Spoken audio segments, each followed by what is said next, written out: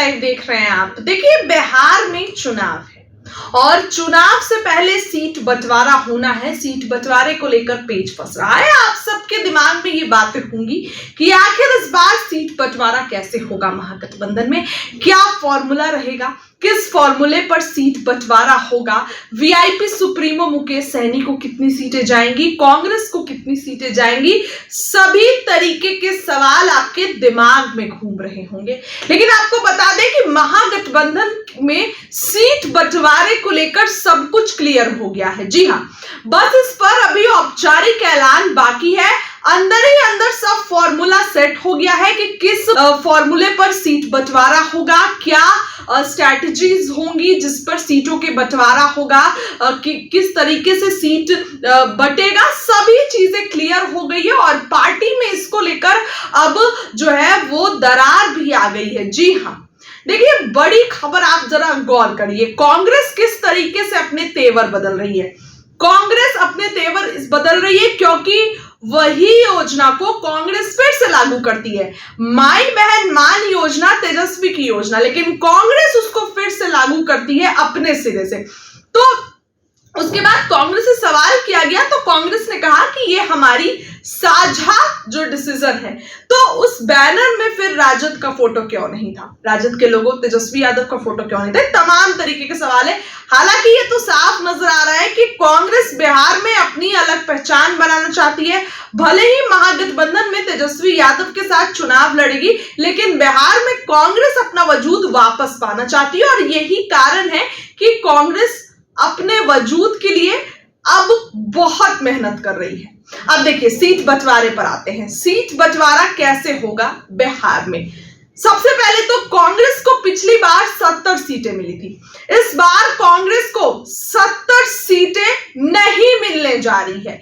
जी हां, कई लोग, पप्पू यादव और तमाम लोग 100 सीटों की डिमांड कर रहे हैं कांग्रेस के लिए। लेकिन आपको बताएं कि इस बार आप ये चीज लिख कर रख लीजिए कि इस बार तेजस्वी यादव 70 सीट कांग्रेस को नहीं देने जा रहे हैं। कांग्रेस को 55 सीट्स मिलने जा रही है। जी हां, 40 सीटों पर कांग्रेस मानेगी नहीं, क्योंकि अगर 40 सीटें ही उसको लेना होगा तो इतने दिन से प्रेशर पॉलिटिक्स बनाने का कोई फायदा नहीं होगा। इसलिए 55 सीटें कांग्रेस लेने जा रही है। महज 55 सीटें कांग्रेस को मिल रही है। इससे ज्यादा सीटें तेजस्वी नहीं देंगे, क्योंकि पिछली बार देख लिए कांग्रेस का प्रदर्शन बेहद खराब था। तो यहां पर सीटों की कटौती होगी, इतनी सीटें कटेगी। वीआईपी सुप्रीमो मुकेश सहनी पर आती है।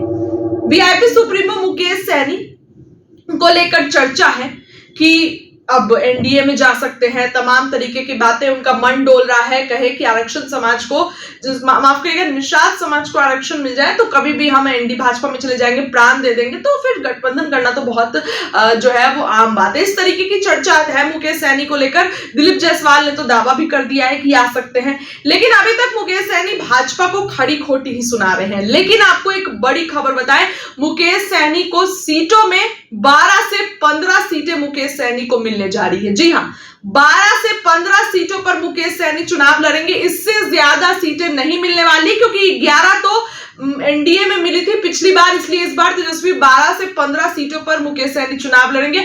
उतनी सीटें ही उनको देंगे। 60 सीटें और डिप्टी सीएम की डिमांड कर रहे हैं, लेकिन कहीं से भी 60 सीटें नहीं मिलने जा रही है। जब कांग्रेस को 7 सीटें नहीं मिल रही है तो मुकेश सहनी तो दूर की बात है। इसके बाद अगर आप बात करें तो फिर राजद, खुद तेजस्वी यादव की पार्टी आरजेडी कितने सीटों पर चुनाव लड़ेगी, आरजेडी का क्या स्ट्रैटेजी होगी? आपको बताएं कि पिछली बार आरजेडी 144 सीट पर चुनाव लड़ी थी। 144 सीट पर आरजेडी अपने प्रत्याशी उतारी थी और बहुत अच्छा प्रदर्शन था। जी हां, 75 सीट पर आरजेडी विजय होकर आई थी। और अगर कांग्रेस का प्रदर्शन अच्छा होता तो तेजस्वी यादव आज सीएम की कुर्सी पर होते। जी हां, अगर कांग्रेस का प्रदर्शन 19 सीटों से ज्यादा पर होता, अच्छा होता, 70 सीटों में से अगर हाफ सीटें भी कांग्रेस जीत के लाती तो तेजस्वी यादव आज सीएम की कुर्सी पर होते। हालांकि आरजेडी इस बार भी 144 सीट पर चुनाव लड़ेगी। आरजेडी अपनी सीटों में कटौती नहीं करने वाली है, क्योंकि आरजेडी ये चाहती है कि हम ज्यादा सीटों पर चुनाव लड़े, तो अगर हम चुनाव जीतते हैं तो सीएम बनने वाले जो मेरे पास जो है वो सारी स्ट्रॉन्ग पोजीशन सब कुछ मेरे पास रहे। क्योंकि आप भी देख रहे हैं कांग्रेस के तेवर किस तरीके से बदल रहे हैं। सीएम बनने पर अभी तक कांग्रेस की जो है बड़े बड़े नेता बिहार आ गए, लेकिन किसी ने भी नहीं कहा है कि तेजस्वी यादव सीएम होंगे। तो यहां पर इसीलिए आरजेडी जो है वो खुद 144 सीट पर ज्यादा सीटों पर चुनाव लड़ेगी और उतना ही सीट रहेगा। इसके बाद माले की तरफ आते हैं तो देखिए मतलब जो लेफ्ट की पार्टियां हैं, सीपीआई एमएल की सीटें बढ़ सकती है। सीपीआई एमएल का प्रदर्शन बहुत अच्छा रहा है, अच्छी फाइट रही है, तो कुछ सीटें सीपीआई एमएल की तरफ जा सकती है। पिछली बार 19 सीटों पर सीपीआई एमएल चुनाव लड़ी थी और इस बार 19 से 22 सीटें हो सकती है। तो सीपीआई एमएल की 19 से 22 सीट होगी। मुकेश सहनी की कुछ सीटें शिफ्ट होंगी सीपीआई एमएल की तरफ। इस तरीके का सीट बंटवारा होने जा रहा है। पशुपति पारस भी अगर आते हैं तो 4 सीट पशुपति पारस को मिल सकती है। जी हाँ, 4 सीट तेजस्वी यादव दे सकते हैं पशुपति पारस को। तो कुछ इस तरीके से सीटों का बंटवारा होना है। कांग्रेस को इसलिए ज्यादा सीटें नहीं मिल रही है क्योंकि हम बार बार आपको बता रहे हैं कांग्रेस का प्रदर्शन अच्छा नहीं है।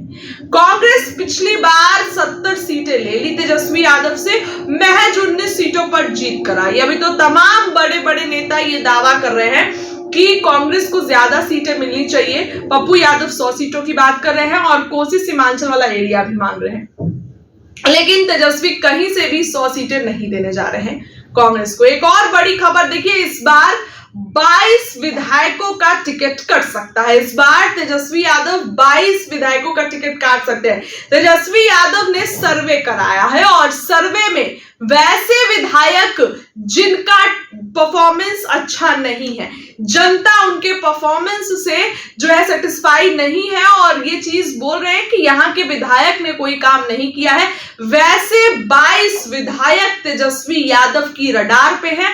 वैसे 22 विधायकों का टिकट कट सकता है। इस बार वैसे लोगों को चांस नहीं देंगे, क्योंकि हम बार बार आपको बोल रहे हैं तेजस्वी यादव सीटों को लेकर पार्टी के संगठन जो पार्टी है उसको मजबूत बनाने को लेकर, राजद को एक नए सिरे से शुरुआत कर रहे हैं, इन सभी चीजों को लेकर तेजस्वी एक्टिव है। इसीलिए वैसे 22 विधायक तेजस्वी प्रसाद यादव के रडार पर हैं और वैसे 22 विधायकों का टिकट कटना अब कंफर्म है, क्योंकि उन्होंने काम नहीं किया है। तो किसी भी वक्त इसका ऐलान हो सकता है और तेजस्वी यादव ऐसे 22 विधायकों का टिकट काट सकते हैं जिन्होंने काम नहीं किया है और टिकट काटकर नए चेहरे को तेजस्वी यादव ला सकते हैं। कुछ इस तरीके की बात होगी और चाहे वो किसी की भी सीट रहे, कांग्रेस के खाते में अगर वो सीट है तो उनके भी विधायकों का टिकट काट सकते। तेजस्वी यादव ने ये सर्वे कराया है और वो सीट हो सकता है तेजस्वी यादव अपने पास रखें। इस तरह की चीजें इस बार के विधानसभा चुनाव में देखने को मिलेगी, क्योंकि इस बार तेजस्वी यादव कोई कॉम्प्रोमाइज नहीं करना चाहते हैं। क्या लगता है